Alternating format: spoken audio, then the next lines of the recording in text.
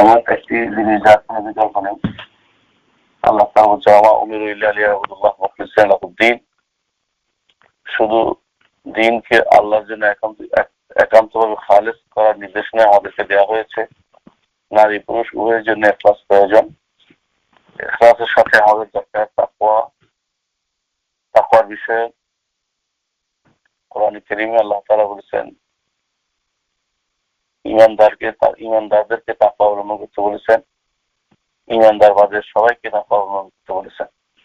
অর্থাৎ তাকওয়া অবলম্বন, যেমন তাকওয়া অবলম্বনের মাধ্যমে ঈমানদার হওয়া যায়, ঈমানদার যেমন তাকওয়া অবলম্বন করবেন তেমনি ভাবে যারা অর্থাৎ ঈমান আনার পরেও তাকওয়ার দরকার আছে, আর সমস্ত মানুষকে ঈমান আনার মাধ্যমে তাকওয়া অবলম্বন করতে আল্লাহ তাআলা বলেছেন।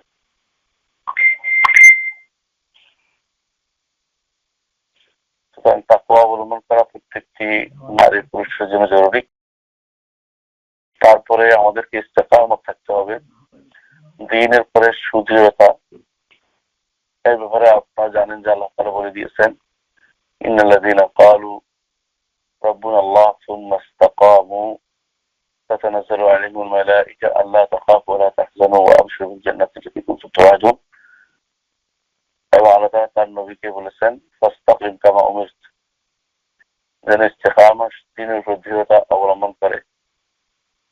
কোন একটা সন্দেহ আসলে যেন সন্দেহের পিছনে না দৌড়ায়, বরং দ্বীনের উপরে যেন একজন মানুষ সুদৃঢ় থাকে। তারপরে একজন মানুষকে নিজের ফরজের মধ্যে সালাতের উপরে যেন গুরুত্ব বেশি দেয়, সালাত যেন সময় মতো আদায় করে।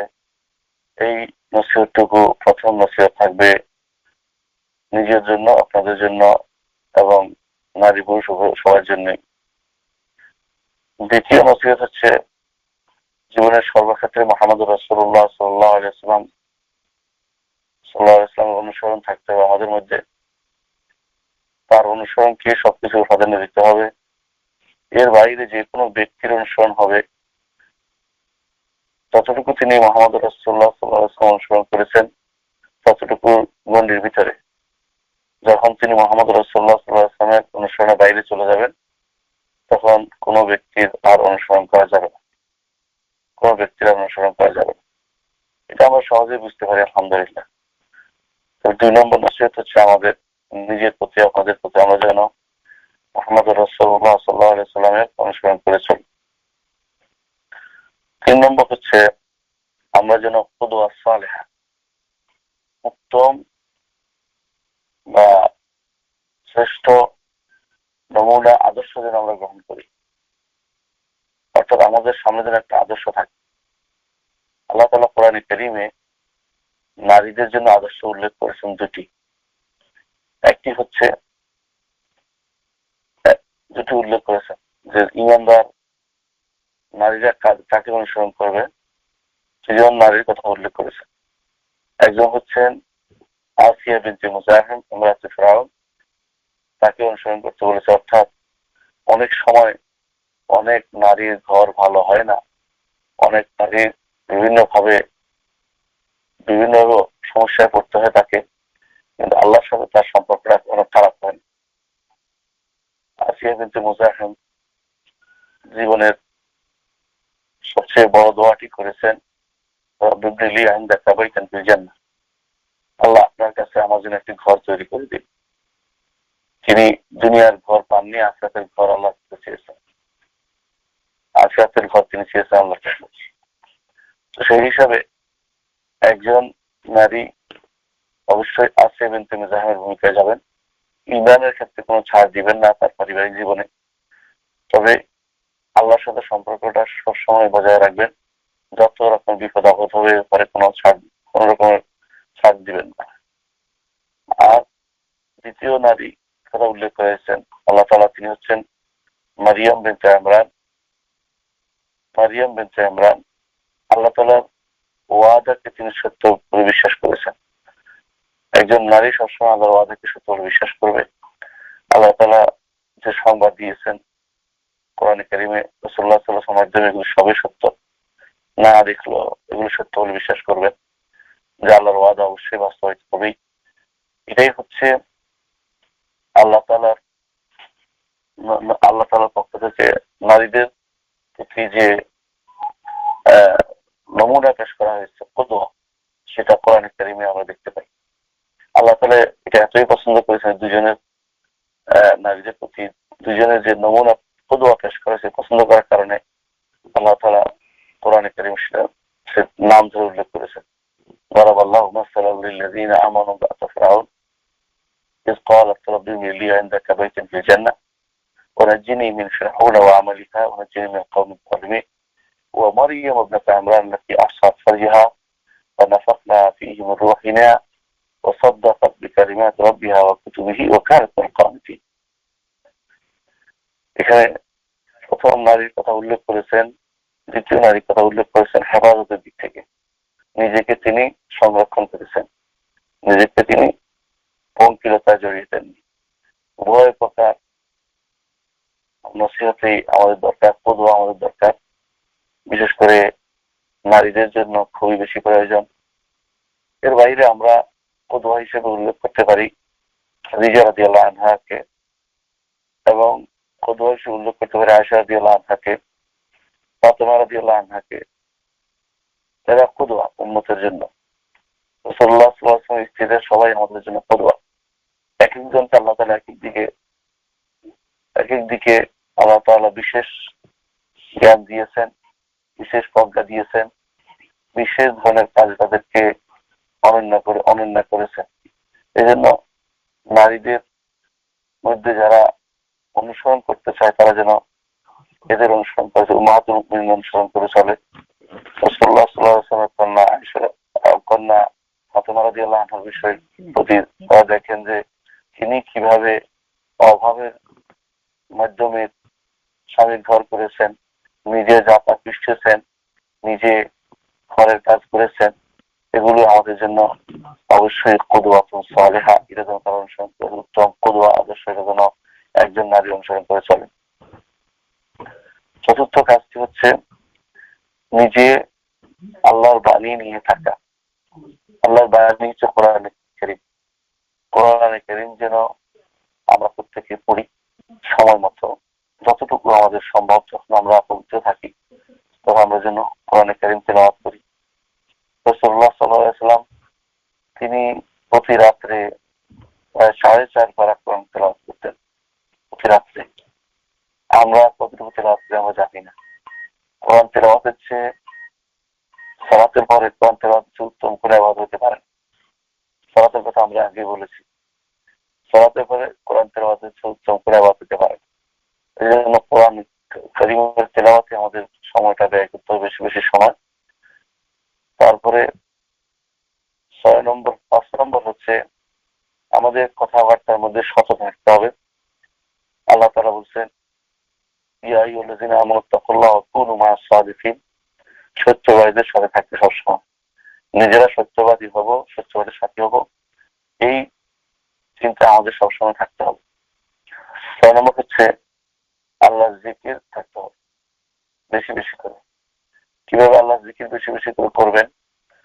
এই নয় যে আপনি বেদাত জিকির করবেন, বরং সকালে কি জিকির আছে, সালাতের পরে কি জিকির আছে, প্রত্যেক সময়ে কি জিকির নির্ধারণ করা আছে রাসূলুল্লাহ সাল্লাল্লাহু আলাইহি ওয়াসাল্লামের পক্ষ থেকে। যে কেউ এটাকে যথাযথভাবে প্রতিপালন করতে পারবে, এটাকে এই জিকির গুলিকে যথাযথভাবে মেনে চলবে, সে হবে মিনাজ যাকিরিন আল্লাহ কাসীরান ওয়া মিনাজ যাকিরাত। আল্লাহ তাআলা দুটো উল্লেখ করেছেন যে আল্লাহ জিকিরকারী নারী, আল্লাহ জিকিরকারী পুরুষ উভয় উল্লেখ করেছে। এর অর্থ হচ্ছে জিকিরের ক্ষেত্রে আমাদের কোনো ছাড় দেওয়া চলবে না। জিকির আমাদের আল্লাহ স্মরণ যত বেশি করবেন তত বেশি আল্লাহ তাআলার নৈকট্য লাভ করতে পারবেন এবং দুনিয়ার জীবন থেকে নিজেকে গুটিয়ে নিতে পারবেন। দুনিয়ার জীবনের বড় সমস্যা হচ্ছে এটা ভুলিয়ে দেয় জিকিরকে। সুতরাং জিকিরের মধ্যে আমাদের সময়টুকু ব্যয় করতে হবে। 7 নম্বর হচ্ছে কিছু বদ অভ্যাস, কিছু কথা, কিছু কাজ পরিত্যাগ করে চলতে হবে। এটার মধ্যে আমি প্রথমে উল্লেখ করতে চাই যে শিরিক বিদআত জাতীয় জিনিসগুলো পরিত্যাগ করব। এগুলো আমাদের জীবনকে ধ্বংস করে দেয়। বিশেষ করে না জানলেই তাতে পতিত হয় মানুষ। এই জন্য শিরক এবং বিদআত সম্পর্কে আমাদের জানতে হবে, শিরক এবং বিদআত সম্পর্কে আমাদের জানতে হবে এবং তা থেকে মুক্ত থাকতে হবে। এবং শিরক বিদআত দেখলে নসিহত করতে সে যেন পিছপা না হয়, কারো কাছে শিরক বিদআত দেখা গেলে সে যেন তা থেকে বেঁচে থাকার চেষ্টা করে। দ্বিতীয়ত গীবত, নমিমত এবং মিথ্যা, এই তিনটি কাজ থেকে বেঁচে থাকতে হবে। গীবত কিভাবে হয়? একজনের কথা আরেকজনের কাছে বলে দেয়।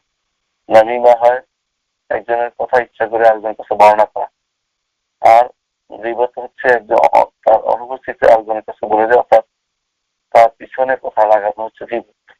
নামিমা হচ্ছে একজনের কথা একজনের কাছে লাগিয়ে দেয়।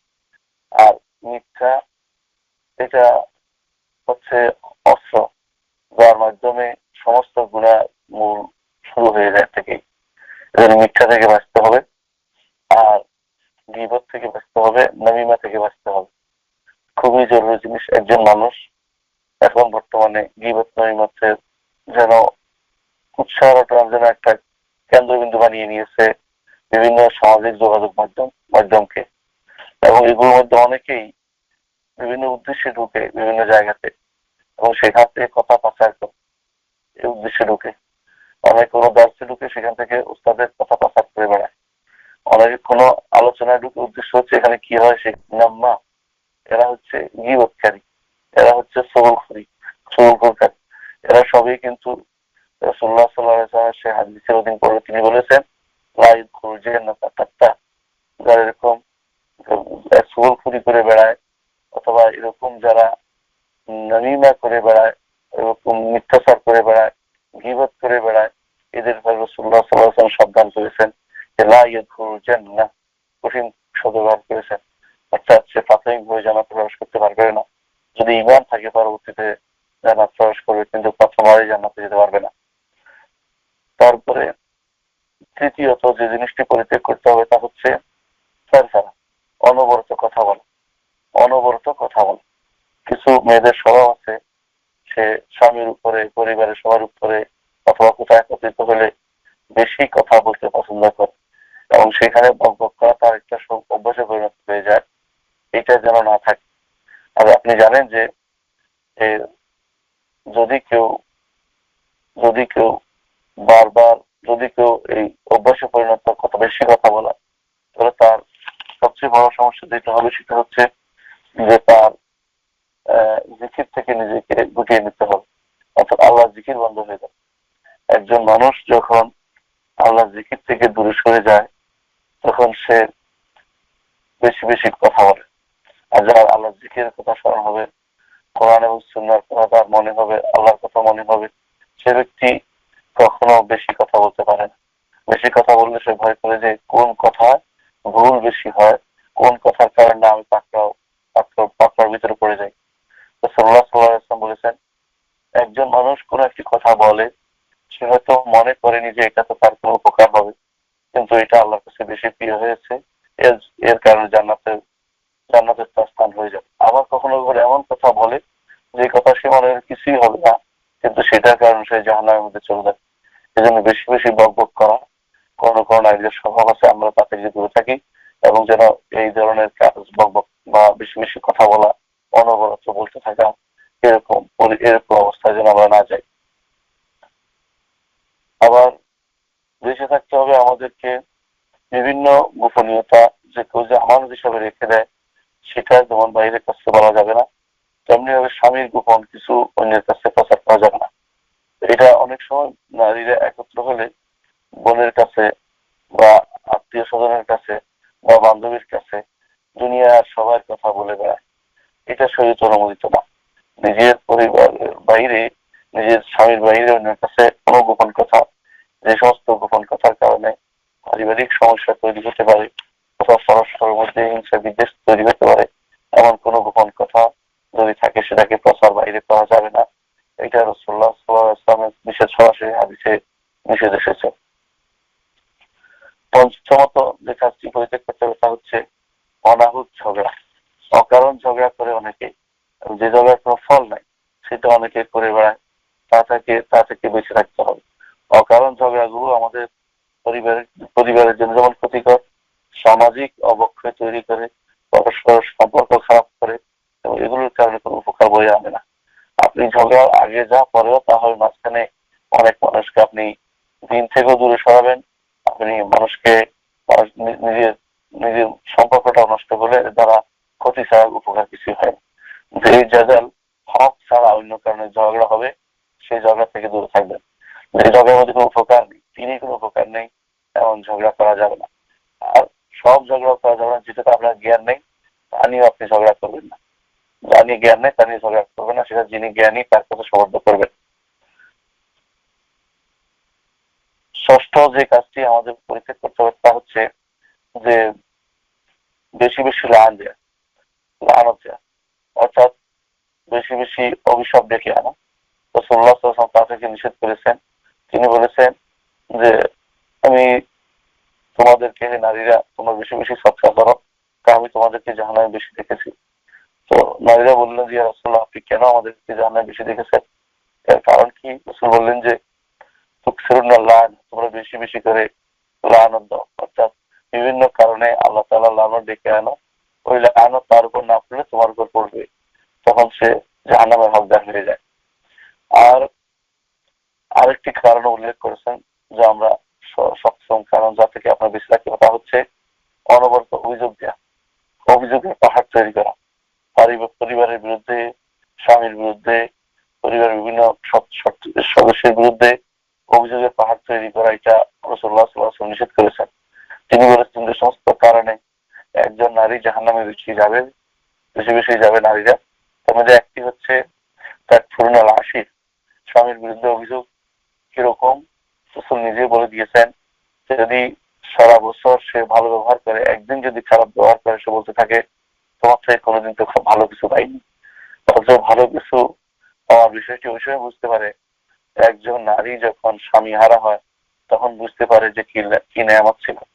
অধিকাংশ পারিবারিক বন্ধন যখন নষ্ট হয়ে যায়, তখন নারীরা বুঝতে পারে যে আসলেই তার ভুল হয়েছে, কিন্তু সেই ভুল শুধরানোর সময় থাকে না।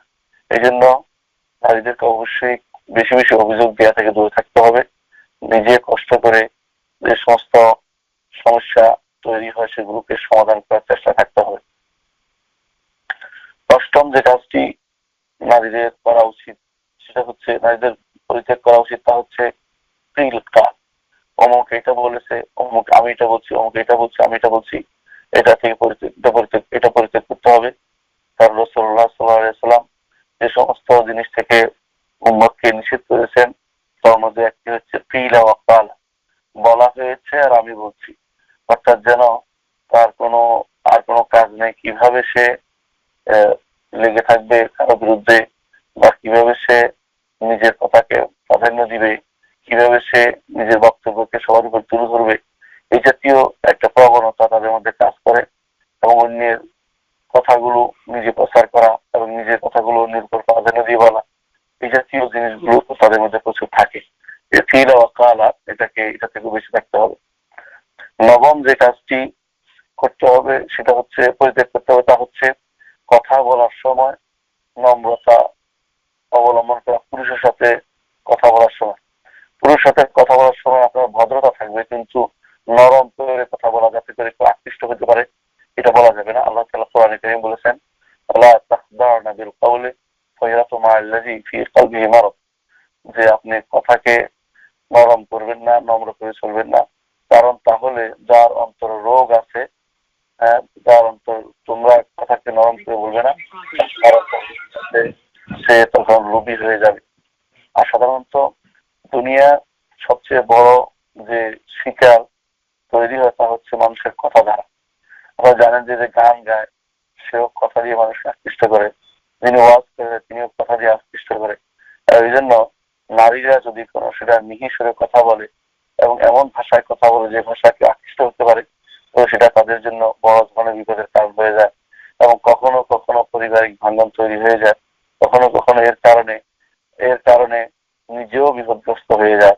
এর জন্য শরীয়তের কথা হচ্ছে যে পরপুরুষের সাথে কথা বলার সময় কখনো নরম স্বরে কথা বলতে পারবেন না, আপনাকে শক্ত ভাবে কথা বলতে হবে। কি চাই, কি দরকার, কেন, কোন এরকম আপনি অথবা কি দরকার সেটা সরাসরি বলতে হবে শক্তভাবে।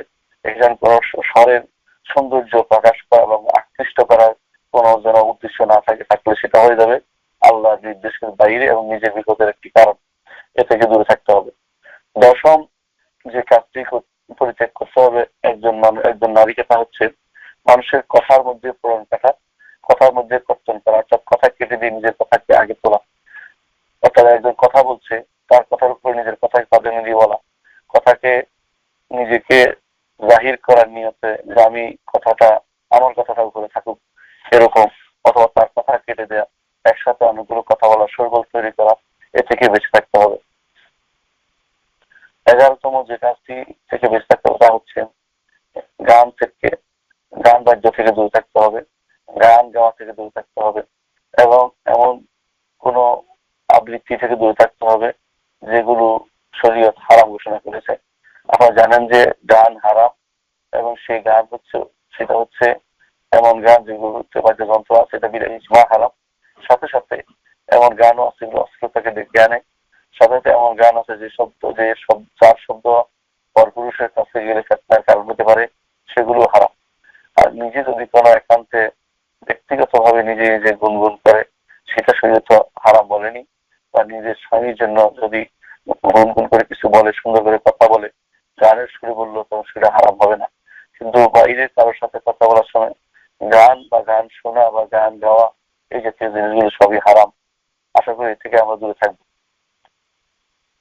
11তম যে কাজটি থেকে আমাদের বেঁচে থাকতে হবে তা হচ্ছে এমন কোনো পোশাক পরা যাবে না যা শরীরের ভাঁজ বোঝা যায়, এবং সংকীর্ণ কোনো পোশাক পরতে পারবে না, বা উপর থেকে বোঝা যায় শরীরের রং কিরকম বোঝা যায়। অনেকেই আমরা পর্দা করি, কিন্তু পর্দার মধ্যে আবার বিভিন্ন থাকে, তার থেকে করা ভালো। কিন্তু এর উপরে পর্দার উপরে এমন কোনো কিছু রাখতে পারবেন না যার কারণে পুরুষের চোখ তার দিকে আকৃষ্ট হয় এবং পুরুষ ওদিকে তাকিয়ে থাকবে, এমন এবং তার দিকে তাকাতে বাধ্য হবে যে একটা সুন্দর পোশাক বা কিরকম মানুষটা, এরকম এরকম কোনোভাবে আপনার রং, আপনার স্বর, আপনার শরীরের অঙ্গভঙ্গি যেন কোনো পুরুষের কাছে প্রকাশ না পায়, সেভাবে আপনাকে পর্দা করে চলতে হবে। সেরকম কাপড় আপনাকে পরিধান করতে হবে। 13 নম্বর হচ্ছে বেশি বেশি হাসাহাসি করা। অনেক সময় দেখা যায় নারীরা হাসাহাসি করাকে আর্ট মনে করছে এখন, এবং সেটা তারা মনে করতেছে যে বিশেষ ধরনের নারীরা বিশেষ সভ্যতায় গিয়ে আছে, ইত্যাদি ইত্যাদি। কিন্তু এরা সবচেয়ে বেশি নিকৃষ্টতম না। এরকম হাসাহাসি করা বিভিন্ন জায়গায়, বিশেষ করে পুরুষের সমাজে গিয়ে অথবা অফিস আদালতে হাসাহাসি করা, মানুষের সাথে হেসে হেসে গল্প করা পুরুষের সাথে, এগুলি শরীয়ত অনুমোদন করে না। এগুলি হারাম কাজ। নারীদেরকে তা থেকে বেঁচে থাকতে হবে। প্রয়োজনে হাসি হবে, সেটা শুধুমাত্র শব্দ বাদে সে বুঝতে পারবে যে হাসছে। হাসি প্রয়োজনে আসবেই অনেকের, কিন্তু হা হা করে হাসা অথবা চিৎকার করে হাসা, পরপুরুষকে শোনানো, এটা কখনো জায়েজ হবে না। পরবর্তী 14 নম্বর হচ্ছে যে অহংকার করা এবং গর্ব করা, এটা পরিত্যাগ করতে হবে। অহংকার এবং গর্ব এটা নারীরা খুব বেশি করে থাকে। বিশেষ করে তাদের মধ্যে এই প্রবণতায় আসে যখন পরস্পর আরেক ভাবি বা অন্য কেউ কিছু কিনেছে, সোফা কিনেছে, তোমারটা চেয়ে আমারটা মূল্যবান, বা তুমি একটা কিনছো আমি আরেকটা কিনবো, শুরু হয়ে যায় এই প্রতিযোগিতা, এবং স্বামীদেরকে ব্যতিব্যস্ত করে তোলে যে কিভাবে এ থেকে এই অবস্থা করা যায়, যে আমার পাশের বাড়ি থেকে আমার উন্নত হতে হবে, ওর থেকে আমার ভালো হতে হবে। এই জাতীয় অবস্থা যে তাবাহি, যেটাকে বলে অহংকার করা, বা নিজেকে গর্বের মধ্যে ফুটিয়ে তোলা, বা পরস্পর প্রতিযোগিতা লিপ্ত হওয়া, কাছে কে বেশি করবে বা কে বেশি নিবে, এই অবস্থার প্রতি এইটা পরিপূর্ণভাবে এইগুলো পরিত্যাগ করতে হবে আমাদেরকে। কারণ এগুলো কোনো কোনো কিছুই ডেকে শুধু ক্ষতি এবং শুধু বিভিন্ন রকমের খারাপ পরিণতি শুধুমাত্র ডেকে নিয়ে আসে। 15 নম্বর হচ্ছে যে আমার অবশ্যই যা শুনে তা বলা থেকে দূরে থাকতে হবে। অনেক সময় নারীরা যা শুনে তাই প্রচার করে বেড়ায়, বিশেষ করে সে বিষয়টি সত্য কিনা তা তারা কোনোদিন দেখে না। পুরুষতাইকরণ, পুরুষ কিন্তু পুরুষের ব্যস্ততার কারণে হয়তো সেটা সময় পায় না, নারীরা ব্যস্ততা কম থাকার কারণে একজনের খবর দিলে দেখবেন যে তিনি বিবিসি হয়ে যাচ্ছে, অর্থাৎ সারা দুনিয়া প্রচার করে বেড়াচ্ছে। রাসূলুল্লাহ সাল্লাল্লাহু আলাইহি ওয়াসাল্লাম এরকম না জেনে খবর দেওয়া থেকে নিষেধ করেছেন। তিনি বলেছেন কাফা বিল মারই কাযিবান আন ইউহাদ্দিসা বিকুল্লি মা সামিআ। একজন মানুষের জন্য মানুষের মিথ্যাবাদী হওয়ার জন্য এটাই যথেষ্ট যে যা সে শুনে তাই সে প্রচার করে, যা সে শুনে তাই সে প্রচার করে। অর্থাৎ শোনা কথা শুনলেই সেটা প্রচার করে দেওয়া বড় ধরনের কবিরা গুনাহ। বরং আপনাকে তাসাব্বুত করতে হবে, আপনাকে তাবায়্যুন করতে হবে, অর্থাৎ এ ব্যাপারে আপনাকে জানতে হবে, আপনাকে এ ব্যাপারে খবর নিতে হবে যে আসলে বাস্তবতা আছে কিনা। কোরআনে কারীমে আল্লাহ তাআলা বলেছেন ইয়া আইয়ুহাল্লাযীনা আমানু, হে ঈমানদারগণ, হে ঈমানদারগণ, যে তোমরা ইন জাআকুম ফাসিকুম বিনাবাইন ফাতাবায়্যানু, যখন ফাসিক কোনো খবর নিয়ে আসে তখন তোমরা এটা নিয়ে তাবায়্যুন করো, খোঁজ খবর নাও আসলে ঘটছে কিনা। দেখুন আয়েশা রাদিয়াল্লাহু আনহার ঘটনাটি কিরকম। আয়েশা রাদিয়াল্লাহু আনহার ঘটনাটি একেবারে মিথ্যা, কিন্তু তাতে অনেকে জড়িয়ে পড়েছে, যাদেরকে ফিতনায় পড়ার উদ্দেশ্য তারা ফিতনায় পড়ে গেছে অনেকেই। এমনকি যে রাসূলুল্লাহ সাল্লাল্লাহু আলাইহি ওয়াসাল্লামের স্ত্রীদের মধ্যে কেউ পড়ে না, কিন্তু স্ত্রীদের কোনো কোনো বোন তাতে পড়েছে, এবং ওই সময়ে আবু বকর রাদিয়াল্লাহু আনহুর এক আত্মীয় তাতে পড়েছে, একজন কবি রাসূলুল্লাহ সাল্লাল্লাহু আলাইহি ওয়াসাল্লাম প্রিয় কবি, তিনি এর ভিতরে পড়ে গেছেন। এই ফিতনা কেন হয়েছে? কারণ তারা বিষয়টা পরীক্ষা না করে অনবরত প্রচার করে বেরিয়েছে। এই জন্য যে কোনো সংবাদ শুনলেই তা প্রচার করে দিতে হয় না, বরং এটাকে চেপে যেতে হয় যতক্ষণ পর্যন্ত এটা প্রমাণিত না হবে, ততক্ষণ পর্যন্ত সেটা প্রচার প্রসার করা কখনো সঠিক কাজ নয়, সঠিক কাজ হবে না। এবং এর মধ্যেই বেশিরভাগ সময় এই কাজটি করে থাকে নারীরা। এই জন্য এর ব্যাপারে সাবধান থাকতে হবে। সব শুনলেই তা বলতে হয় না, শোনার পরে সিদ্ধান্ত নিতে হয় যে আমি আগে এই গুণের ভাগে না পড়ি, যে আমি এই অন্যায়টা সব জায়গায় প্রসার করে বেড়াই। 16 নম্বর যে কাজটি অবশ্যই আমাদের 15 নম্বর যে কাজটি অবশ্যই আমাদের পরিত্যাগ করতে হবে তা হচ্ছে নিজেকে প্রচার করার একটা মোহ, তা থেকে বেঁচে থাকতে হবে। নিজেকে প্রচার করে অনেকেই, বিশেষ করে নারীদের মধ্যে নিজেকে প্রচার করার মোহটা একটু বেশি। যারা সুন্দর শাড়ি পরে বের হয়, যারা সুন্দর কাপড় পরে বের হয়, বিভিন্ন অনুষ্ঠানে তারা স্বামীর জন্য না সেজে বিভিন্ন অনুষ্ঠানে দেখা যায় অনেক অনেক স্বর্ণ নিয়ে বের হচ্ছে, বিভিন্ন অনুষ্ঠানে দেখা যায়, কিন্তু নিজেকে প্রচার করার জন্য বের হচ্ছে। নিজেকে প্রচার করা বা জাহির করা এই প্রবণতা নারীদের জন্য ধ্বংসাত্মক কাজ হিসেবে বিবেচিত হবে।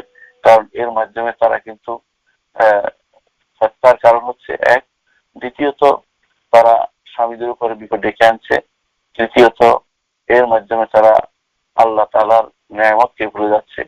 তিনি তো এই নেয়ামত প্রসার করার জন্য দেয়নি। এর কারণে অনেকেই এখন এই প্রসার মানসিকতা নিয়েই আজ বেশিরভাগ মানুষ বিভিন্ন মিডিয়াতে ঢুকছে, মিডিয়াতে সংবাদ পাঠ করছে, কেউ বা সিনেমার তথাকথিত নারী হচ্ছে, কেউ বা নিজেকে দিয়ে অ্যাড দিচ্ছে। এরা সবাই কিন্তু নিজেকে প্রচার করছে।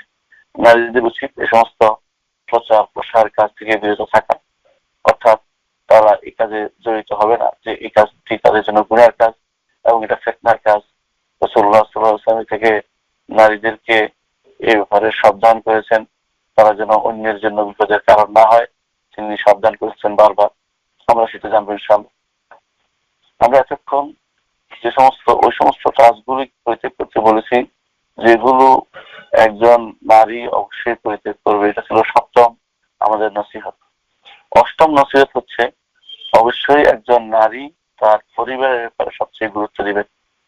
নারী মানেই পরিবার, এটা তাকে বুঝতে হবে। একজন নারীকে ঘর করতে হয়, যে নারী ঘর করে না সেই নারী দ্বারা কেউ উপকৃত হয় না। যে নারী ঘর করবে না সেই নারী ভবিষ্যৎ প্রজন্মকে বন্ধ করে রাখে। যে নারী ঘরে থাকতে চায় না সেই নারী পুরুষ হয়ে গেছে, সে নারী মুতাজ্জিরাত, রাসূলুল্লাহ সাল্লাল্লাহু আলাইহি ওয়াসাল্লাম লানত করেছেন ওই নারীকে যেই নারী পুরুষের বেশভূষা অবলম্বন করে। সুতরাং পুরুষের যে সমস্ত কর্মকাণ্ড পুরুষেরই কাজ করতে যে নারী পছন্দ করে সেই নারীর উপরে আল্লাহ লানত হচ্ছে, এটা রাসূলুল্লাহ সাল্লাল্লাহু আলাইহি ওয়াসাল্লাম ঘোষণা। অর্থাৎ আল্লাহ লানত করছেন ওই সমস্ত নারীদেরকে যারা পুরুষ হতে চায়। সুতরাং নারীরা ঘরে থাকবে, এটা স্বাভাবিক। আর যেন প্রতিযোগিতায় নেমেছে বিশ্বের সর্বত্র ঘরে থাকা থেকে বাইরে থাকার তারা পছন্দ বেশি করে, এবং অনেকেই দাওয়াতের নাম করে ঘর থেকে বেরিয়ে যায়, সেটাও দুর্ভাগ্যের বিষয়। এই জন্য নারীরা ঘর সামলাবে সবার আগে। নারীদের জন্য ঘরকে আল্লাহ তাআলা তাদেরকে ঘরের রানী করেছেন, ঘরের রানী করেছেন। বাইরের চাকরানি হওয়ার চেয়ে ঘরের রানী হওয়া তার জন্য সম্মানজনক, যদি সে বুঝতো। কিন্তু বেশিরভাগ নারী বাইরে কাজ করতে চায়। যেখানে আপনাকে বাইরে কাজ করতে বাধ্য হবেন সেখানে অবস্থান করবেন না। অনেক দেশ আছে নারী পুরুষ উভয় চাকরি করতে হয়, তো ঘর সামলাবে কে? সেটা এই জন্য পরিবার নষ্ট হয়ে যায়, সন্তান সন্ততি নষ্ট হয়ে যায়, এবং তার জন্য তখন ওই দেশে স্ট্যাটাসের কারণে হয়তো দেশে বসবাস করে, কিন্তু ওই সময় দেশে বসবাস করার পরে নিজের পরিবার নষ্ট করে, ভবিষ্যৎ নষ্ট করে, নিজের ইমান নষ্ট করে, নিজের ইজ্জত নষ্ট করে, নিজের কমনকে নষ্ট করে, নিজেকে নিকৃষ্ট একটি জীবে পরিণত করে। নারীদের জন্য ঘর হচ্ছে আল্লাহর নির্দেশ। আল্লাহ বলছেন ওয়াক্কারনা ফি বুয়ুতিকুন্না, তোমরা তোমাদের ঘরে অবস্থান করো, ওয়ালা তাবাররাজনা তাবাররুজাল জাহিলিয়াতিল উলা, আগে জাহিলিয়াতে যেভাবে মানুষ বাইরে ঘুরে বেড়াতো তাদের মতো হইও না। সুতরাং নারীদের ঘর করতে হবে, ওইটা অষ্টম উপদেশ আমাদের, যে ঘরের জন্য নারীরা তৈরি হয়েছে সেই ঘরকে অবশ্যই তারা আবাদ করবে। কিভাবে করতে পারে আমি কয়েকটা উদাহরণ দিচ্ছি। এক নম্বর হচ্ছে যে তিনি স্বামীর অবাধ্য হবেন না, স্বামীর অবাধ্য হবেন না। অর্থাৎ শরীয়ত নিষিদ্ধ না করলে, সরাসরি শরীয়ত নিষিদ্ধ করেছে সেটা আলাদা কথা, শরীয়ত নিষিদ্ধ না হলে স্বামীর অবাধ্য হবেন না, স্বামীর প্রতি গুরুত্ব দিবেন, স্বামীর প্রতি গুরুত্ব দিবেন। সেই গুরুত্ব দেওয়ার অর্থ এটা যে স্বামী বাইরে থেকে আসছে সে যেন আপনার কাছে ভালো ব্যবহার পায়, সেজন্য আপনার কাছে খাবারটা তৈরি পায়, সেজন্য আপনার কাছে আপনাকে হাসি মুখে পায়, সেজন্য আপনাকে অহংকারী হিসেবে না দেখে, সেজন্য আপনার কারণে ঘরে আসতে সে ঘরে আসা বন্ধ করে দেয়, এরকম যেন না হয়। আপনি তাকে স্বাভাবিকভাবে সব দিক থেকে ঘরে রাখার জন্য সর্ব অবস্থা গ্রহণ করবেন। এটা এক নম্বর ঘর পরিবার তৈরির একটি কৌশল। দ্বিতীয়ত, সন্তান সন্ততির ব্যাপারে আপনার গুরুত্ব দেওয়া উচিত। একজন নারী একজন ঘরের কিছু প্রথম শিক্ষক। নারী যদি শিক্ষা না দেয় তাকে অন্য কারো মাধ্যমে সে শিক্ষা অর্জন করতে হতে পারে, সে শিক্ষা অর্জন করলে সঠিক শিক্ষা সে পাবে না।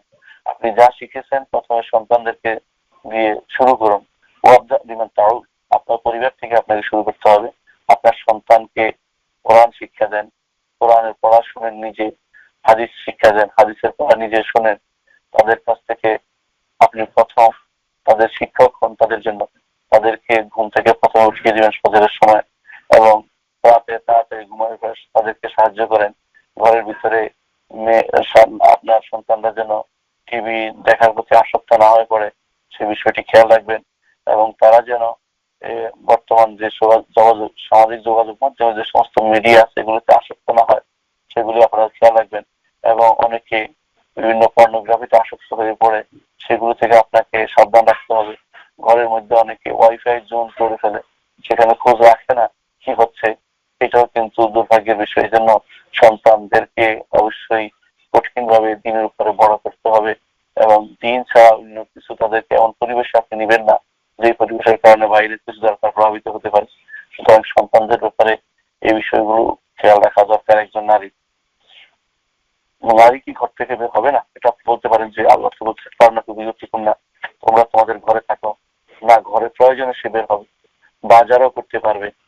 এবং সে যদি এমন নারীদের জায়গা যেখানে কোনো হারাম সেখানে সে চাকরিও করতে পারবে, কিন্তু সবই হচ্ছে নিড বেসিস। অর্থাৎ প্রয়োজন হলে বের হবে, প্রয়োজন না হলে সে বের হবে না। প্রয়োজন না হলে বের হবে না। যদি প্রয়োজনে বের হয় অবশ্যই তাকে অবশ্যই এমন পোশাক পরতে হবে যে পোশাক তার জন্য শালীন হয়, এবং যে পোশাকের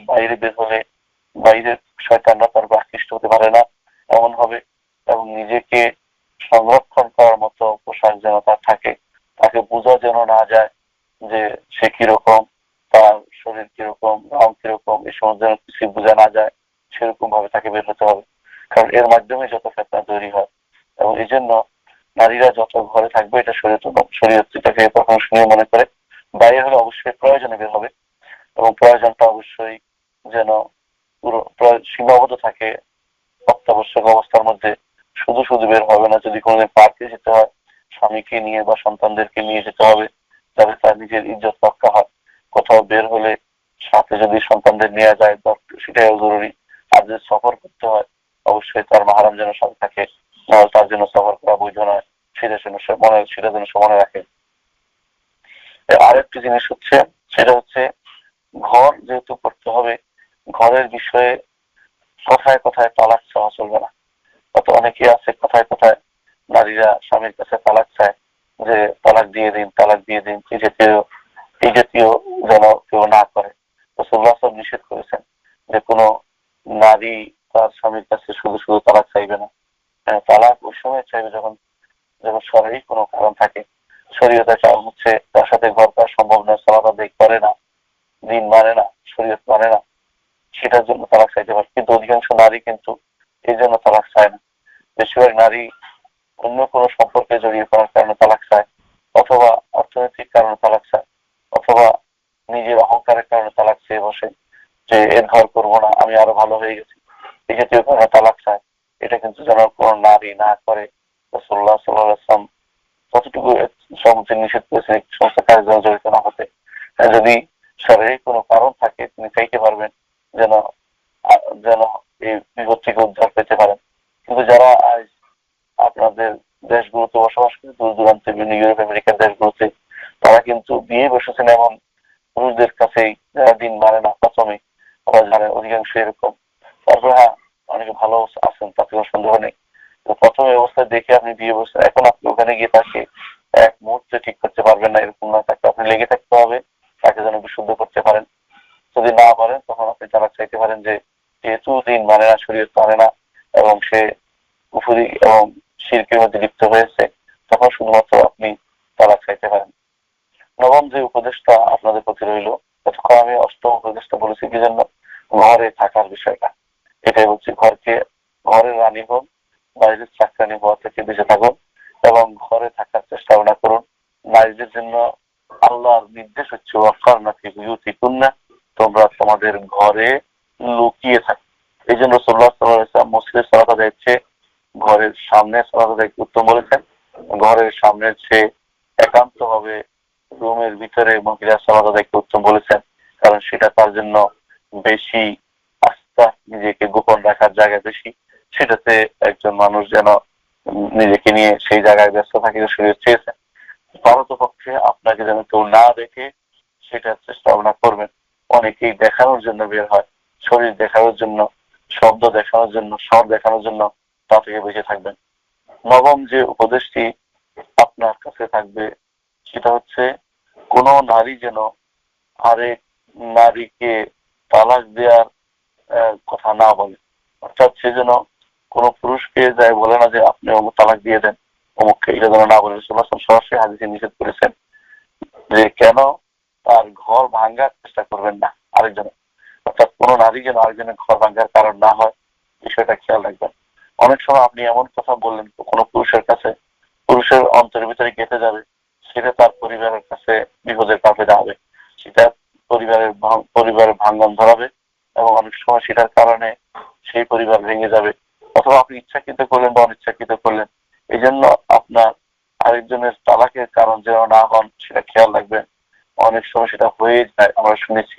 এই জন্য আপনাদেরকে সাবধান করছি যে শরীয়ত এটাকে কঠিন ভাবে দেখেছে। রাসূলুল্লাহ সাল্লাল্লাহু আলাইহি ওয়াসাল্লাম এটাকে নিষেধ করেছেন। এর অর্থ হচ্ছে এটা থেকে আমাদের বেঁচে থাকতে হবে। 10 নম্বর ওসিয়ত হচ্ছে যে একজন নারী যা পায়নি তা বলে বেড়াবে না, যা পায়নি তা বলে বেড়াবে না। অর্থাৎ অনেক সময় দেখা যায় তারা গল্প করতে বসে, তখন বলে আমার স্বামী এটা অমুক দেশ থেকে এনেছে, এটা অমুকটা কিনেছে, আমার স্বামী আমাকে প্রতি মাসে এত টাকা হাত খরচ দেয়, আমার স্বামী আমাকে প্রতি মাসে স্বর্ণ কিনে দেয়। এগুলির মাধ্যমে সে পরিবারের মধ্যে সমস্যা তৈরি করে এবং আরেকজন ছেলে সমস্যা তৈরি করে। প্রথমত মিথ্যা বলেছে, আরেকজনের জন্য পরিবারের জন্য বিপদের কারণ হয়ে দাঁড়ায়। তিনি তখন নিজের স্বামীকে মনে করে তিনি তো দেন না, তখন সে কম্পারিজন করে, যে একটা তুলনামূলক সে চিন্তা ভাবনা করে যে ওর স্বামী ওকে এত কিছু দেয়, আমার স্বামী তো দেয় না, আমার স্বামী খারাপ। তখন তার মধ্যে এরকম একটি টেন্ডেন্সি কাজ করে থাকে। এই জন্য অবশ্যই কোনো নারীর উচিত নয় মিথ্যা কথা বলে কোনো পরিবেশটাকে খারাপ করা, কোনো পরিবেশকে নষ্ট করা, কোনো পরিবারকে নষ্ট করা, মিথ্যা কথা বলে কোথাও নিজেকে বড় করে জাহির করা। এতে করে আশেপাশের নারীদের ক্ষতি হয় এবং আশেপাশের নারীরা ক্ষতিগ্রস্ত হয়। এই সমস্ত কাজ থেকে বেঁচে থাকা জরুরি। 11 নম্বর হচ্ছে, কোন নারী যেন তার স্বামীর কাছে আরেক নারীর শরীরের কোনো গুণাগুণ বর্ণনা না করে, অর্থাৎ এমন ভাবে যেন বর্ণনা করে যে নারী তার স্বামী দেখছে। এটা কখনো শরীয়ত অনুমোদন করে না। কেন? এর মাধ্যমে নারী যে কাজটি করেছে এটা হচ্ছে নিজের উপরে জুলুম করেছে। কিছুদিন পরে এটা একটা ভাঙন ধরতে পারে এবং সেই নারী দেখার জন্য স্বামী আকৃষ্ট হয়ে যেতে পারে এবং পরবর্তীতে এটা তার জন্য বিপদ ডেকে আনতে পারে। এই জন্য অন্য কোন নারীর সৌন্দর্য যেন কোন নারী তার স্বামীর কাছে প্রসার না করে বা তুলে না ধরে বা ছবি নিয়ে না আসে। অনেক সময় বর্তমানে বিভিন্ন ছবি তুলে ফেলে, ছবি তুলে এসে সেটাকে ঘরে দেখায়, নিজের সবাইকে নিয়ে পরিবারকে নিয়ে দেখানোর ব্যবস্থাপনা করে। এটা একটি হারাম কাজ, কোনো সন্দেহ নেই। এর মাধ্যমে গুনার কাজ। ছবি তোলা এক গুনাহ, প্রচার করা আরেক গুনাহ, স্বামীকে দেখানো আরেক গুনাহ। এটা যেন না হয়। ছবি তুলে আজ আমরা অনেক সময় বিভিন্ন অনুষ্ঠানে অনেকে ছবি তুলে, তা থেকে বেঁচে থাকতে হবে। ছবি তুললে যে প্রয়োজন বেরিয়েছে এমনিতে ছবি তোলার জায়েজ না হারাম। আর যদি সেটা হয় কোনো অনুষ্ঠানের ঘরোয়া ছবি দেখে বা বিভিন্ন রকমের অনুষ্ঠান পুরা অনেকে ভিডিও করে রাখে, এইটা পুরোটাই হারাম, সেটা করা যাবে না। বিশেষ করে নারী পুরুষের এই ছবিগুলো তুললে সমস্যা হচ্ছে কোনো না কোনো ভাবে নারীর ছবিগুলো পুরুষের হাতে পড়ে যেতে পারে। বিশেষ করে যারা এটা ধরাই করে, যারা এটাকে ছবি আকারে বের করে, তারা তো দেখবেই সেটা হালাল হলো কি করে। এই জন্য প্রয়োজন না হলে, একান্ত প্রয়োজন না হলে ছবি তোলা থেকে দূরে থাকতে হবে এবং এক নারী তার স্বামীর কাছে আরেক নারীর গুণাগুণ বা তার ছবি, তার চিত্র তুলে ধরবে না। এর মাধ্যমে পরিবেশটা নষ্ট হয় এবং সমাজ ব্যবস্থা ধ্বংস হয়। 12 নম্বর যে নসিহত কষ্ট হচ্ছে, নারী নিজের আল্লাহ যে সৃষ্টি দিয়েছে তা পরিবর্তন করার চেষ্টা করবে না। আল্লাহ সৃষ্টি দিয়েছেন, তাকে যে রূপ দিয়েছেন তার যথেষ্ট। তা না করে সে যেন এটা কেটে ওইটা কেটে, অর্থাৎ বিভিন্ন রকম অঙ্গ কেটে নতুন কোন কাজ করা, এটা শরীয়ত অনুমোদন করে না। রাসূলুল্লাহ সাল্লাল্লাহু আলাইহি ওয়াসাল্লাম কিছু জিনিসে নারীদেরকে লানত করেছেন। তার মধ্যে ওই সমস্ত নারীদেরকে লানত করেছেন যারা শরীরের অন্যের পরচুলা লাগে, নিজের চুলের সাথে অন্য পরচুলা লাগায়। আবার তাদেরকেও লানত করেছেন যারা উল্কি আঁকে। আবার তাদেরকেও লানত করেছেন যারা এই জাতীয় কাজগুলি করে, অর্থাৎ যারা পুরুষের মতো করে চলে, এদেরকেও লানত করেছেন। তবে দেখা গেল যে এই কাজগুলো ওয়াসিলা ওয়াল মুস্তাওসিলা ওয়াল ওয়াশিমা ওয়াল মুস্তাওশিমা, রাসূলুল্লাহ এদেরকে লানত করেছেন এবং আল্লাহর পক্ষ থেকে লানতের ঘোষণা জানিয়েছেন। এর অর্থ হচ্ছে নিজের সৃষ্টিকে যা আল্লাহ দিয়েছে তাতে সন্তুষ্ট থাকা। আল্লাহ তাআলা বলেছেন, ওয়ালা তাতামান্নাউ মা ফাদ্দালাল্লাহু বিবাদিকুম আলা বাদ, যে পুরুষ কেন হতে পারি না, পুরুষের মতো হওয়া। অথবা পুরুষের মতো অনেকে দেখা যায় যে পুরুষের মতো জিন দিয়ে ধীরে ধীরে নিজের পুরুষ বানিয়ে ফেলে, অথবা পুরুষরা নিজেরা বসে বসে নারীদের মতো ব্যবহার করে নারী হতে চেষ্টা করে। এগুলি সবই হারাম। বিশেষ করে পুরুষ নারীরা এটা বেশি হয়, নিজেরা পুরুষ হতে চেষ্টা করে। শরীয়ত এটা অনুমোদন করে না। কাপড়ে পোশাকে ছাড়াও নিজের শরীর অঙ্গভঙ্গ পরিবর্তন করে যে সমস্ত নারীরা পুরুষের বেশ ধরতে চায়, এটা মালউন, অভিশপ্ত, এতে কোনো সন্দেহ নেই। এ থেকে যেন দূরে থাকে। তাগয়ির খালকিল্লাহ, প্রয়োজনে যেটা সুই আছে এমন কিছু পরিবর্তন করা যাবে। কারো হয়তো শরীরে কোথাও ঠোঁট কাটা আছে অথবা কোথাও এরকম অসুবিধা আছে, সেটাকে কেটে শুদ্ধ করা শরীয়ত নিষিদ্ধ করে না। কিন্তু যেটা আল্লাহ সুস্থ দিয়েছেন এটাকে কেটে অমুকের মতো হতে হবে বা প্লাস্টিক সার্জারি করে অমুকের মতো হতে হবে, এরকম চিন্তা ভাবনা যারা করে থাকে তাদের উদ্দেশ্য আর যাই হোক ভালো হইতে পারে না। সেটা আল্লাহর বিরুদ্ধে। আল্লাহ তাআলা যে সৃষ্টি দিয়েছেন, সৃষ্টির মধ্যে তাকে অবশ্যই সৃষ্টি অপরে তাকে খুশি থাকতে হবে যে আল্লাহ তাআলা আমাকে যেটা দিয়েছেন এটা আমি সন্তুষ্ট। আর রিদাবুল কাদা, আল্লাহ ফয়সালার উপরে নিজেকে সন্তুষ্ট প্রকাশ করতে হবে। 13তম যে কাজটি করতে হবে সেটা হচ্ছে যে নারীরা ফিতনার কারণ না হয় এবং নিজেরা ফিতনার কারণ না হয় এবং নিজেদের অন্যদের ফিতনার কারণ না হয়। নিজেরা যেন ফিতনাকারী না হয় এবং অন্যদের জন্য ফিতনার কারণ না হয়। অর্থাৎ নিজেরা নিজেদের জন্য ফিতনা ফেলে এরকম যেন না হয়, অন্যদের কোনো ফিতনা না ফেলে। যেমন আমরা জানি যে রাসূলুল্লাহ সাল্লাল্লাহু আলাইহি ওয়াসাল্লাম বলেছেন যে নাকিসাতু আকলিন ওয়া দীন, নাকিসাতু আকলিন ওয়া দীন, প্রত্যেকটি নারী নাকিসাতু আকলিন ওয়া দীন, দিনের মধ্যে তাদের কমতি আছে, কারণ তার একটি সমস্যার সালাদ আদায় করে না। আর আকলের মধ্যে কমতি আছে কারণ সে দ্রুত ভুলে যায়, ভালো ভুলে যায়, খারাপও ভুলে যায়। এটা তার একটি বড় লক্ষণ। রাসূলুল্লাহ সাল্লাল্লাহু আলাইহি ওয়াসাল্লাম বলেছেন যে এর মধ্যে আলাদা হয়েছে শুধুমাত্র কামুলা মিনার রিজালি কাসীরুন ওয়া কামুলা মিনান নিসা, মহিলাদের মধ্যে আসিয়া বিনতে মুজাহিদ ও মারিয়াম, এরা দুজন আলাদা আল্লাহ উল্লেখ করেছেন। এরা বুঝতো আসলে তাদের পরিপূর্ণতা ছিল। এর বাইরে নারীদের মধ্যে পরিপূর্ণতা দেয়নি আল্লাহ তাআলা। এটা পাওয়ার চেষ্টা করা উচিত নয়। আল্লাহ যতটুকু দিতে অতটুকু সীমাবদ্ধ থাকা উচিত। কিন্তু এটার কারণেই ফিতনা তৈরি করে দেয়। অনেক সময় তার একটি কথার কারণে স্বামী বেচারা হারাম খাইতে বাধ্য হয়। তার একটি সমস্যা, তার একটি কোনো একটা আচরণের কারণে স্বামী বিনষ্ট হয়ে যায়। তার আরেকজনের কোনো আচরণের কারণে পার্শ্ববর্তী মানুষ বিব্রত হয়। একটি আচরণের কারণে তার পরিবারের মধ্যে বিভিন্ন মানুষ তার দ্বারা প্রভাবিত হয়ে সমস্যা তৈরি করতে পারে।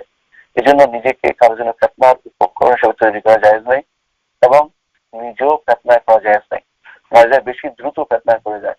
এজন্য রাসূলুল্লাহ সাল্লাল্লাহু আলাইহি ওয়াসাল্লাম বলেছেন দাজ্জালের অনুসারী বেশিরভাগ হবে নারী। বর্তমান সমাজে আপনি যদি দেখেন কোথাও গানের অনুষ্ঠান হবে সেখানে নারীরা সবার আগে উপস্থিত। কোথাও যদি কোনো হারাম কোনো কনসার্ট যদি হয় সেখানে নারীরা সবার আগে উপস্থিত। এমনকি তারা এই ফিতনাতে এত বেশি তারা নিমজ্জিত যে সেখানে হয়তো পুরুষদেরকে আপনি খুঁজে পান না ব্যস্ততার কারণে।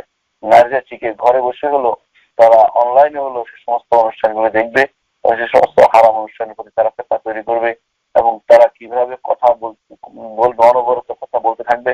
তারা মনে করতেছে কথা বলে বা এইভাবে প্রচার করতে পারলে যদি তারা বুঝি ভালো কাজ করেছে।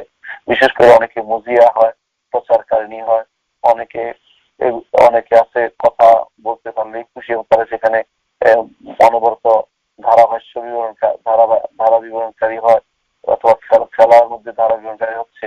অনেক নারী খেলোয়াড়ের চিজ বা আউটস হিসেবে আসে, সেখানে খেলার সামনে এসে নিজেকে পণ্য হিসেবে উপস্থিত করে। এসবই হচ্ছে নিজে যেমন ফিতনা করেছে অন্যদেরকেও ফিতনা ফেলছে নারীরা। এর কারণ হচ্ছে নাকসাত আকলিমদি, তারা আকলের মধ্যে কমতি আছে, দিনের মধ্যে কমতি থাকার কারণে বিপদে পড়ে। আমি অনুরোধ জানাবো, নসিহত জানাবো নিজেকে যেন কাউকে যেন ফিতনার কারণ এলিমেন্টস না ব্যবহার করে এবং নিজেও যেন ফিতনায় পতিত না হন। অন্যভাবে অনেক নারীকে দেখা যায় যে পুরুষের মতো হওয়ার জন্য চেষ্টা করতে। নিজেকে বোঝা উচিত যে আমি নারী হিসেবে আল্লাহ আমাকে তৈরি করেছেন এবং আল্লাহ তাআলা নারী পুরুষ দুটো প্রজাতি তৈরি করেছেন আলাদাভাবে। যাকারি ওয়া উনসা, আল্লাহ বলেছেন ইন্না জাআলনাকুম ইয়া আইয়ুহান নাস, হে মানুষেরা আমরা তোমাদেরকে সৃষ্টি করেছি মিন যাকারি ওয়া উনসা, যাকার উনসা থেকে। কারণ সারা দুনিয়া যাকার উনসা দিয়ে পুরুষ এবং নারী দিয়ে ভর্তি করে দিয়েছেন। এর বাইরে অন্য কোনো যে কোনো রকমের কাজ যদি কোনো তারা চিন্তা ভাবনা করে পুরুষের মতো আমাকেও ঘেঁষাঘেঁষি করতে হবে, তার মতো আমাকেও কর্মক্ষেত্রে যোগ দিতে হবে, তার মতো আমাকেও রাষ্ট্রের জন্য এই করতে হবে সেই করতে হবে, জাতীয় কাজগুলো।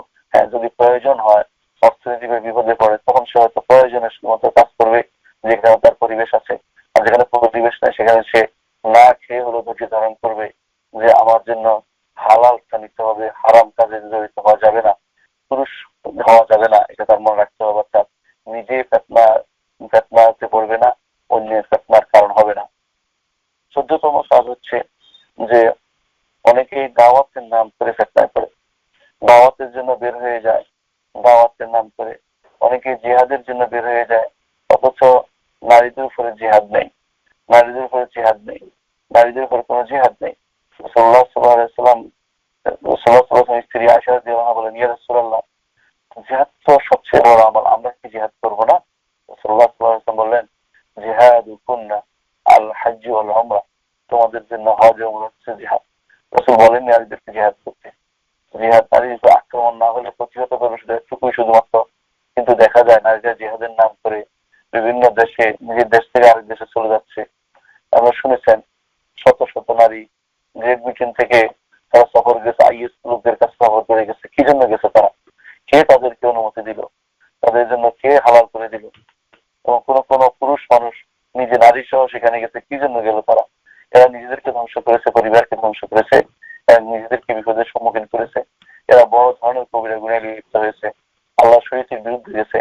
এই জন্য দাওয়াতের নাম করে যারা পুরুষের সাথে মেলামেশার চিন্তা ভাবনা করছে অথবা সফর করে যাচ্ছে অনবরত, পরিবারকে যাওয়ার সময় না দিয়ে, সন্তান সন্ততিদের সময় না দিয়ে দাওয়াতের নাম করে ঘর থেকে বের হয়ে যাচ্ছে, তারা বড় ধরনের ফিতনাতে লিপ্ত রয়েছে এবং এই ফিতনা থেকে বেঁচে থাকা কঠিন হয়ে যাচ্ছে। এই ফিতনা থেকে বেঁচে থাকা কঠিন হয়ে যাচ্ছে। আজ এই দাওয়াতের নাম করে অনেকে বের হয়ে যায়, মাসুরাত কেউ বের হয়, কেউ বা বলে দাওয়াতের প্রোগ্রামে না বের হয়, কেউ বা অনুষ্ঠান করতে বের হয়, কেউ দাওয়াতি প্রোগ্রাম নাম দিয়ে বের হচ্ছে। এই সবই হচ্ছে ফিতনা। এগুলি জায়েজ নেই। মহিলাকে আল্লাহ তাআলা যে দায়িত্ব দেয়নি সেই দায়িত্ব নিজের কাজে যেন সে না নেয়। মহিলাকে আল্লাহ তাআলা দায়িত্ব শুধুমাত্র তার ঘরে দিয়েছে, তার ঘরে দিয়েছে। রাসূলুল্লাহ সাল্লাল্লাহু আলাইহি ওয়াসাল্লাম বলেছেন, আল মারআতু রাইয়াতুন ফি বাইতিহা ওয়া হিয়া মাসউলাতুন আনহা। একজন নারী তার ঘরের রাখালিনী, তাকে সেটা সম্পর্কে জিজ্ঞাসা করা হবে। অন্য বাড়িতে কি হচ্ছে দূর দূরান্তে, সে সম্পর্কে তাকে জিজ্ঞাসা করা হবে না। সেখানে যেতে হলে তাকে সময় সুযোগ করে স্বামীর অনুমতি নিয়ে মাহরাম সহ তাকে বের হতে হবে। একে একে বের হওয়া, বিনা কারণে তাকে এখান থেকে ওখানে চলে যাওয়া, দাওয়াতের নাম করে অথবা দ্বীনের নাম করে অথবা তথাকথিত আন্দোলনের নাম করে বের হওয়া শরীয়ত অনুমোদন করে না। সেটা যেন কেউ বের না হয়। তার ঘরে থেকে কিভাবে দাওয়াতের কাজ করতে হবে, লিখতে হবে, শিখতে হবে, এটা ভালো দেখা এবং সেটার মধ্যে দেখাতে কাজে লাগানো, নিজেকে লেখালেখিতে সন্তান সাথে দেখাশোনাতে কাজে লাগানো, এটা তার জন্য জরুরি। বাকি যে সময়টুকু থাকে সে নফল সালাত আদায় করবে, কোরআন তেলাওয়াত করবে, আল্লাহর জিকিরে মশগুল থাকবে, নিজে তাসবিহ করবে, পড়ালেখা করবে। এর মাধ্যমে তাকে সীমাবদ্ধ থাকতে হবে। তার কাছে কেউ আসলে তিনি পড়াবেন, যেমন আয়েশা রাদিয়াল্লাহু আনহা, তার কাছে কেউ আসলে তিনি পড়াতেন, কিন্তু তিনি দূর দূরান্তে গিয়ে কাউকে পড়াতেন বা দূরে দূরান্তে গিয়ে দাওয়াতের কাজ করেছেন এমন কোন প্রমাণ কেউ কোনদিন দেখাতে পারবে না। এটা সম্পূর্ণরূপে হারাম কাজ। এই জন্য এটা আমাদের খেয়াল রাখতে হবে। দাওয়াতের নাম করে আমরা নিজেরা ক্ষতিগ্রস্ত হচ্ছি, অন্যদের ক্ষতিগ্রস্ত করছি এবং পরিবারকে নষ্ট করছি, এটা জায়েজ নেই। সর্বশেষ 15 নম্বর নসিহত হচ্ছে নারী এবং শিক্ষা। নারী এবং শিক্ষা, নারীর জন্য কিছু শিক্ষা ফরজ আইন। সেটা হচ্ছে আল্লাহ সম্পর্কে জানা, সেটা হচ্ছে ঈমানিয়াত সম্পর্কে জানা। ঈমানিয়াত সম্পর্কে জানা অর্থাৎ এর মধ্যে প্রথম হচ্ছে আল্লাহ সম্পর্কে জানা, এটা ফরজ আইন। ঈমানিয়াত অর্থাৎ ঈমানিয়াত বলতে হচ্ছে ঈমানের যে রোকনগুলো আছে, এই রোকনগুলো সম্পর্কে জানা নারীর উপরে ফরজ আইন। জানতেই হবে, তাকে আল্লাহ সম্পর্কে জানতে হবে, বিস্তৃত জানতে হবে। কেন বিস্তৃত জানতে হবে? যেন শিরকে না পড়ে, যেন কুফরিতে না পড়ে, যেন নিফাকিতে না পড়ে যায়। এই জন্য সেটা জানতেই হবে। যা না জানলে নয়, তা হচ্ছে অবশ্যই ঈমানিয়াত সম্পর্কে জানবে এবং আকীদা সম্পর্কে পরিপূর্ণভাবে জ্ঞান অর্জন করবে। এটা তার একান্ত বিষয়, জানতেই হবে তাকে। দ্বিতীয়ত ইসলামিয়াত সম্পর্কে জানবে, ইসলামের রোকনগুলো তাকে জানতে হবে। আর তার নিজস্ব যে সমস্ত মাসাইল আছে, বিশেষ করে নারীদের বিশেষ কিছু মাসালা থাকে, তাদের বিভিন্ন পিরিয়ড সংক্রান্ত বিভিন্ন মাসালা এবং স্বামীর সাথে কি আচরণ করতে হবে সেই মাসালা, সন্তান সন্তানের সাথে কি আচরণ হবে সেই মাসালা এবং তার নিজের পর্দা সংক্রান্ত মাসালাগুলো, এগুলো কিন্তু তাকে জানতে হবে। এগুলো ফরজ আইন। এগুলো হচ্ছে নারীর জন্য তালিম বা যেগুলো শরীয়ত তাকে বলে দিয়েছে যে তাকে জানতেই হবে। এর বাইরে তার আখলাক, চরিত্র, সুন্দর করার বিষয়ে সে জানবে, এটা অতিরিক্ত কামালিয়া। এগুলো জানার পরে একজন নারী অমুক কিতাবের দাস হাজির হওয়া অথবা শুরু দেখা যায় অথবা শেখার বিভিন্ন অংশ জানা অথবা তাকে অমুকের হাদিস জানা, এগুলো জানা তার জন্য কামালিয়াত অতিরিক্ত। এগুলো জানা তার জন্য কোন রকমই বাধ্যতামূলক নয়। এগুলির কারণে কোন নারী তার স্বামীর সেবা, পরিবারের দেখাশোনা এবং রক্ষণাবেক্ষণ এ থেকে দূরে থাকতে পারে না। অনেক সময় দেখা যায় নারীরা এগুলির কারণে পরিবার পর্যন্ত ভাঙ্গন ধরে যায়। এগুলির কারণ আমার জানা মতে লন্ডনের এক ভাই, তিনি তার পরিবার সৌদি আরবের কোন নারীদের বক্তব্য শুনছেন, তাদের সাথে বিভিন্ন দস্ত বসতেন। পরবর্তীতে তার স্বামীকে ঘৃণা করতে আরম্ভ করলেন। কি জন্য? যে তার স্বামী তো এত বড় আলেম না, তিনি অমুক অমুক আলেমের দস্ত বসছেন, এখন তিনি আলেমা হয়ে গেছেন। এগুলো হচ্ছে বড় ধরনের ফেতনা।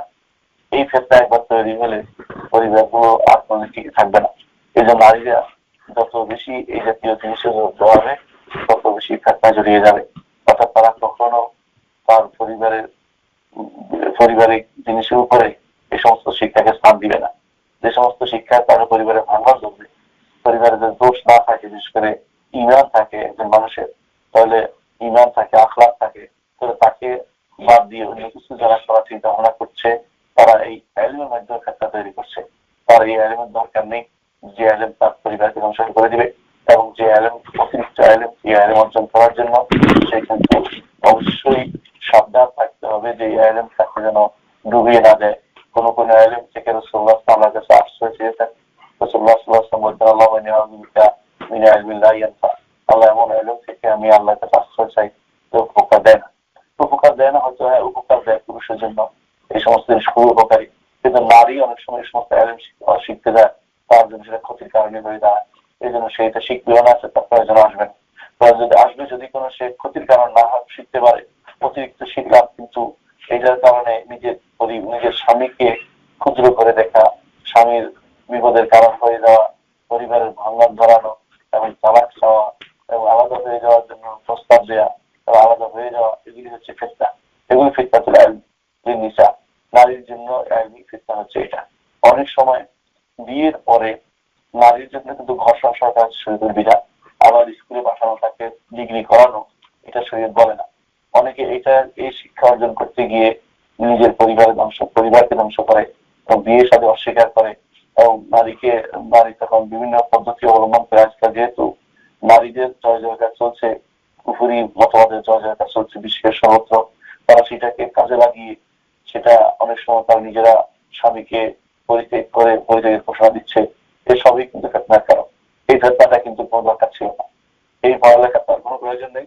নারী শুধুমাত্র অতটুকু করলেই চলবে যতটুকু তার পরিবারকে সমান দিতে পারে, নিজেকে আল্লাহর অধিকার কি তা জানাতে পারে, পরিবারের অধিকার কি তা জানতে পারে, এবং আল্লাহর অধিকার সম্পর্কে সে সচেতন হতে পারে, এবং নিজের সন্তান সন্ততির অধিকার যেন পূরণ করতে পারে, অতটুকু জ্ঞান অর্জনের নারীর জন্য যথেষ্ট। আমি এই 15 নম্বর মাস এর মাধ্যমে সর্বশেষ আপনাদের কাছে এই অনুরোধ জানাবো যে আপনারা বিশেষ করে গুরুত্ব দেবেন এলম অর্জনের ক্ষেত্রে যেন আপনার ফিতনায় পতিত না হন, দাওয়াতের ক্ষেত্রে যেন ফিতনায় পতিত না হন।